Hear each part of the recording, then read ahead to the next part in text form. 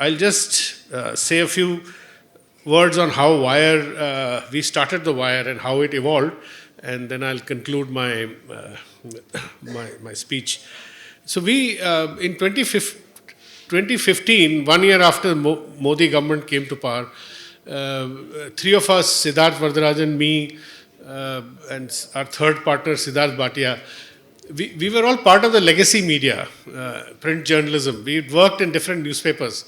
I was executive editor at the Hindu with Siddharth. Siddharth was a chief editor in the same paper, Hindu, but based in Chennai, because Hindu is a Chennai paper. So, but I was looking after, as executive editor, I was looking after the North Indian editions of Hindu.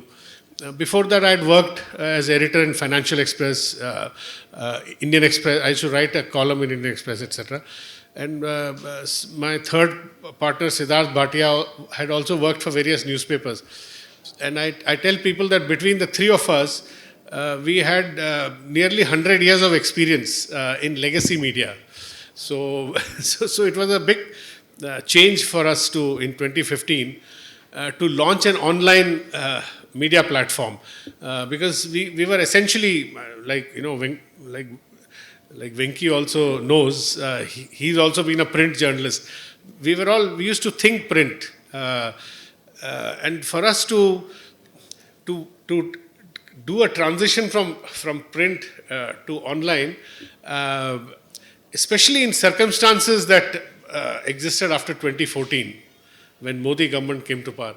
It has been a great learning experience. I mean, we are still learning multimedia. I'm not saying that we know everything about this whole online media. We are still trying to understand it, because traditional media was taken to the reader in a certain way, certain format. But online media is a different animal altogether, because our main way to get to our audiences is through the social media platforms, whether it's YouTube, Facebook, Google. So it's a different world altogether, if you ask me. I mean, here we have editors sitting here. We had Madhyamam's editor who spoke to you. He was asking me, what is the... I was sitting with him and asking me, how is the print media doing? Is it going down? Is online doing much better? Are there more views online? So it's very complex. Venki spoke about the traditional media houses, Times of India, the big ones, Hindustan Times. They're all grappling with this big shift that is happening to online. But the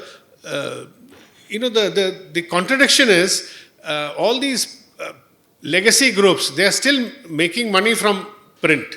They are not making money from online. There's a reason for... The audiences have shifted to online. Like millions of all the big papers, even Manorama and Mathrubhumi, the legacy papers, their audiences are now readership coming from online. But their revenues are coming from print. Now you may ask why. Because all the audiences on online media, they are being exploited by the big American big tech companies like Facebook, Google, YouTube. They are receiving all the revenues because all your content is going on their platform, and that's how it is getting, distributed. It is going to your millions of audiences. So the social media platforms, they take 80% of the advertising revenue that comes on their platform. They only give 20% to the content creator, which could be any news, which could be Times of India, or which could be Manorama in Kerala, or in some other state, the largest selling paper in that state. So this is a strange paradox which is confronting the media today. But we were different. We started as online, so we were not part of the legacy media. So we we started as online, as standalone online, and there were many other online media which began as standalone online.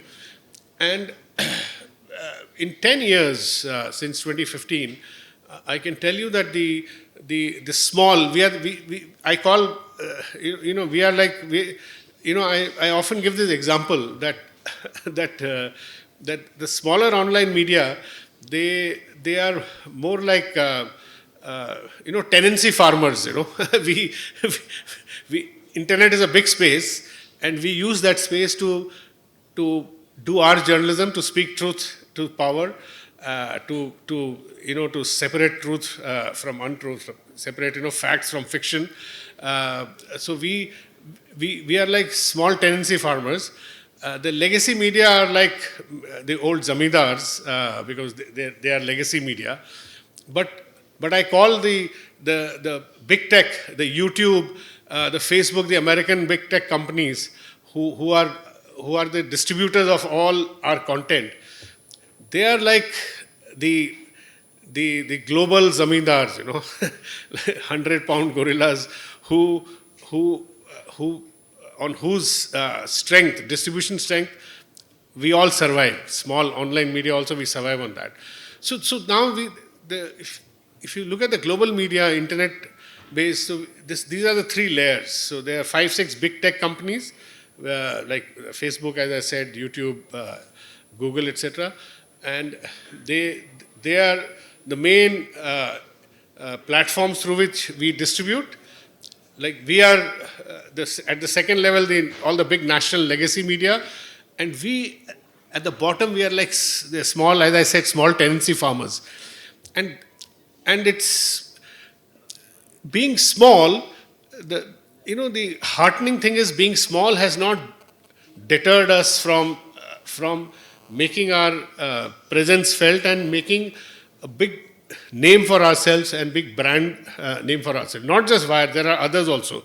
As John said, individuals like Dhruv Rathi, Ravish Kumar, Scroll. There are any number of small online media, and I would say we have, the biggest achievement for us is that in the last 10 years we have received so much recognition for the work we do and affection from our readers. As I said, I worked 40 years in legacy media. I had never experienced people coming to me at airports and public places and telling me, "Thank you for giving us the Wire." You're really giving us the truth. At a time when a lot of media has become politically embedded with the ruling party.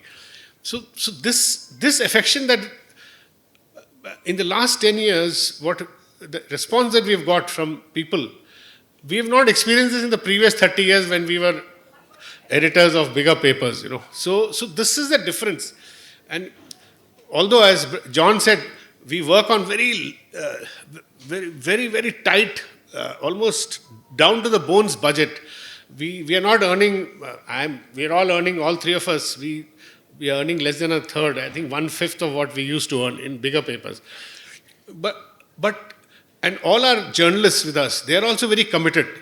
So we tell journalists when they come to us that we cannot pay market salaries.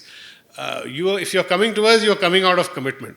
And we still have 35 journalists who are working on that sort of a contract. Understanding that you have to work at below market salaries, and the only achievement for us is that we have created a space for what Gopi was suggesting, speaking the truth again and again and again. So Gopi gave me a very nice term, escalating truth, because in the last 10 years, what we have experienced is that there's a complete divorce of, a narrative has been created in this country, uh, which is devoid of facts. There's a narrative which has no facts, and the narrative has become an independent kind of this thing in itself. So we as small online media, we keep throwing facts. So we have to keep saying, the truth. We have to keep. So the regime may say, the government may say that that Operation Sindoor was a great success. So we have to keep giving facts, and part of the facts are what the army guys are saying. What the army guys who said in Indonesia, we reported him saying that we lost aircrafts. So, so the narrative is that we won the war, but the real facts are something else. Similarly, demonetization, the narrative is that's a big reform, and you keep throwing facts, ground up reporting on the effects of demonetization on our society, which has been devastating. The narrative is that fastest growing economy, employment is soaring, and the government will daily put out, through their, whatever amplifiers, IT cell. So you have to keep countering the narrative, Similarly, on Hindu-Muslim question, the narrative is that, as Mr. Bhagwat in his Vijayadashmi Dashera speech said, we believe in complete sort of harmony in society. So Mr. Bhagwat said, if there is harmony in society, this is what he said. If there is harmony in society, then you won't need a government. You don't need political parties. And then he said, you don't even need an avatar. So he was actually he was making fun of Modi, because Modi had stated that he's an avatar. He told in an interview, he had told a TV journalist that he is a non-biological being. He wasn't born of his mother. So you have to. So this is what we've done in 10 years. We just kept escalating, again, to use Gopi's term, kept escalating the truth, kept throwing facts again and again and again, because the other side is throwing false narratives again and again and again. So you have to counter it. So I often tell people, I quote George Orwell, who has this famous line. He said he said that in an age of universal deceit, speaking simple truths become the revolutionary act. So for me, it's a new experience in journalism. The way in the last, especially 10 years, the way false narratives through WhatsApp University, through the IT cell of the ruling party, the way it has been used to spread all kinds of false narratives. So all we did in the last 10 years is just fact check. Keep throwing facts. Speak the truth. Frankly, we have not done any great investigative journalism. But as Orwell said, speaking simple truths has become a revolutionary act. And this is what the wire has done. And I'm happy that we have built a large base of supporters, audiences, and many of whom are here also. And that's the reason why we've got this Rajesh Award, and I'm very happy about it. And again, I'll just end by saying that we will continue doing this, although we are the small online media work on very tight finances. Venki also making an effort. He also understands. It's a challenge. Every month after month, it's a challenge. Sometimes we don't have enough to pay salary, so we do a special drive, donation drive, etc. We do all that. But I'll just end by saying that this countering of false narrative has become a single purpose for our kind of journalism, and it has to a large extent, it has also succeeded because the 2024 elections, the member of parliament Mahua Moitra from Bengal, from TMC, Trinamool Congress, and many other MPs, they actually came out and conceded that a lot of audiences had shifted from mainstream TV channels to online media to know the truth during the 2024 Lok Sabha elections. And the results could be seen because the narrative at that time, if you all remember, was that 400 par, 400 plus, Modi is going to get 400 plus, 400 plus. Finally, he fell to 240. My belief is that he would have fallen to less than 200 because a lot of, now it is coming out, documented proof of voter list manipulation has happened in a lot of places. And in UP, which is their, which is their, what they call the fortress, political fortress, the big laboratory of Hindutva, they fell to, some 33 seats when out of 80 they were claiming that they'll get 70 plus. So why did this happen? So a lot of members of parliament, they say that online media did play a big role in taking, facts to the people, in transmitting the truth. So this, I would say, at the end of the day, this is our objective. We'll continue doing that, and in the end, I'll just end by quoting a famous political scientist called Hannah Arendt, German political scientist who had studied fascism. So she said that the target of fascism is not the convinced Nazi or the convinced communist, because they know their positions. The convinced Nazi is with the fascists, the convinced communist is against the fascists.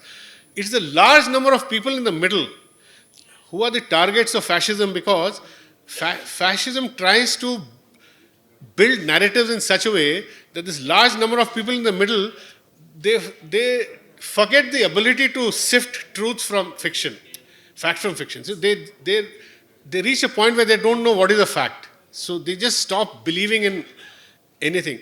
So our basic job as media is to keep escalating the truth so that citizens can make an informed choice in our democracy. That's the only way we can survive as a society. Thank you.